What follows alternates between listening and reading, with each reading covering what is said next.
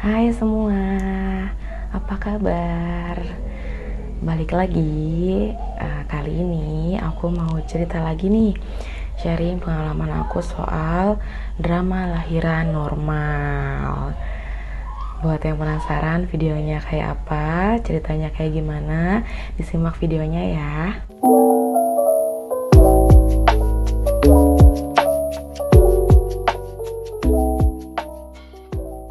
Bulan pertama sampai bulan ketiga, trimester pertama ya, itu aku mual-mual parah.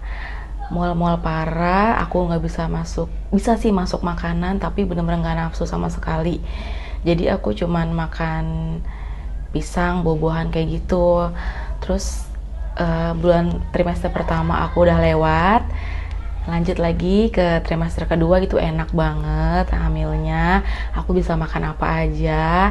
Nah, trimester ketiga itu aku mulai ngerasain kayak trimester pertama, mual, nggak nafsu makan, terus ya udah mulai pegel-pegel pinggang, punggung. Dari awal pertama cek kehamilan sih aku nggak ada masalah apa-apa ya, nggak ada keluhan juga.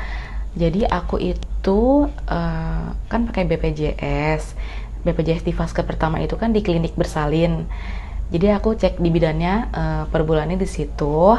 Terus kalau dokternya aku sih beda. Kalau buat yang USG-nya aku di klinik yang lain, itu bayar mandiri. Karena aku udah cocok aja dari yang pertama aku tes divonis PCOS sama dokter. Aku di klinik situ, sama pas hamil juga aku ngeceknya di situ. Sebenarnya di klinik bersalin yang vaskes aku itu bisa buat USG juga, tapi dia alatnya masih 2 dimensi. Jadi aku belum pernah USG di situ. Nah, syarat untuk lahiran normal di situ, di klinik itu harus ada rekam medis pernah USG di dokter situ, di klinik situ. Ya udahlah, aku coba usia 38 minggu aku USG di situ, di dokter itu. Aku mikirnya kan di sana kan ada dokternya cewek satu. Aku emang nyamannya sama cewek kan. Ya udah aku coba daftar untuk USG di situ. Aku pengen aja karena aku nggak ngerasain keluhan apa-apa kan. Pas udah di USG, beliau bilang, wah ini gawat. Dia bilang ketubannya tuh airnya udah dikit banget, plasenta aku juga udah pengapuran, terus janin aku itu belum masuk panggul. Nah, ini usia kehamilan aku sementara udah 38 minggu. Kata dia ini harus cepet-cepet dikeluarin, harus operasi malam itu juga. Jadi aku itu dirujuk ke rumah sakit, dibikin surat rujukan ke rumah sakit untuk di operasi pada saat malam itu. Terus aku langsung gelap banget, ngedrop banget, ngedown banget. Kok hasilnya nggak kayak yang aku harapin ya. Secara aku selama hamil itu ngikutin saran-sarannya bidan kita. Kalian kalau yang ada lagi hamil, aku saranin follow IG-nya bidan kita karena di situ ilmunya banyak banget. Aku follow bidan kita, aku ikutin semua arahannya, aku olahraga setiap hari, aku yoga, aku beli gym ball, aku main gym ball, semua udah aku usahain ya kan. Aku udah pijet segala macem.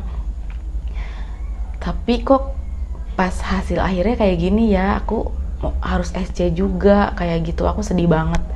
Aku malam itu sedih banget, aku nangis nggak berhenti semalaman.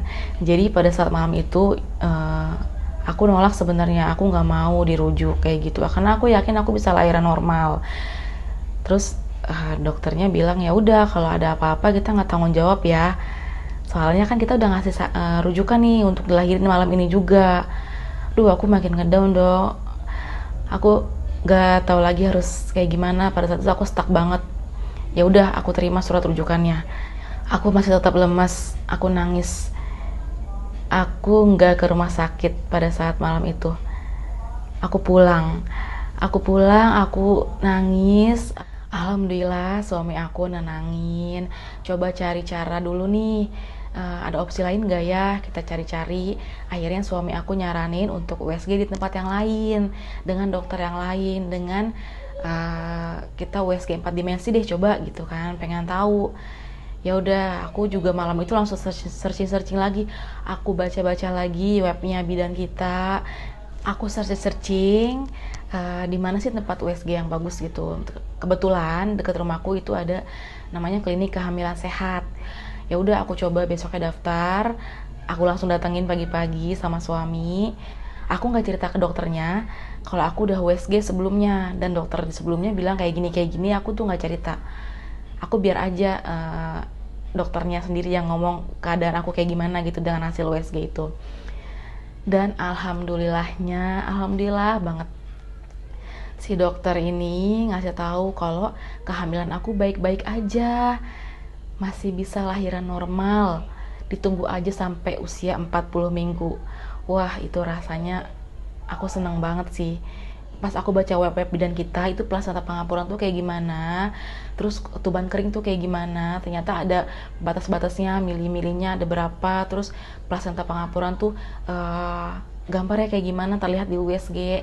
Nah, aku langsung nanya ke dokternya, dok, air ketubannya berapa mili lagi gitu kan. Jadi aku udah tahu, aku udah ngantongin ilmu dulu. Terus plasenta aku kayak gimana, pengapuran gak dok, kayak gitu. Tapi alhamdulillah semuanya normal. Bayi juga emang belum masuk panggul bayi aku, tapi posisinya udah bagus, kepalanya tuh udah di bawah. Aku afirmasi bayi aku keluarnya lewat jalan lahir ya. Terus aku juga afirmasi air ketuban aku supaya dia cukup sampai aku lahiran. Pokoknya aku afirmasi terus apa yang sebisa aku. Singkat cerita, akhirnya aku bisa lahiran normal. Semuanya lancar aja, walaupun ada satu lilitan tali pusar, itu alhamdulillah masih bisa normal. Aku saranin juga untuk jangan periksanya jangan cuma satu provider aja atau satu dokter satu bidan gitu ya. Aku saranin untuk beberapa provider karena jujur buat nyari provider yang pronormal itu untuk di sekarang ini sulit banget ya. Jadi sebagai ibu hamil kita juga harus cerdas, harus smart. Jangan misalkan providernya bilang ini, kita iya aja, atau kita nggak berusaha cari tahu kayak gitu. Semoga teman-teman Bumil sehat-sehat, terus jangan stres, apalagi lagi pandemi kayak gini harus tetap sehat. Semoga yang mau lahiran dilancarin persalinannya, disehatkan ibu dan bayinya.